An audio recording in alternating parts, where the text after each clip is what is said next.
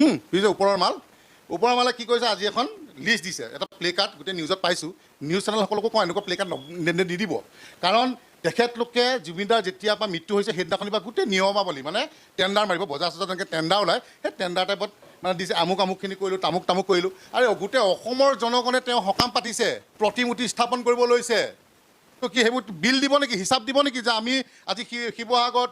এইখিনি কৰিলোঁ আজি আমি দৰঙত এইখিনি কৰিলোঁ আমি লখিমপুৰত এইখিনি কৰিলোঁ লাজ লগা নাই যিজন মানুহ আমাৰ মাজত নাই আপোনালোকে কি কৰিছে এইকেইটা কাম সৰু দুটামান কাম কৰিছে ইয়াতকৈ কিমান আৰু আপোনালোকে কাম কৰিব লাগিব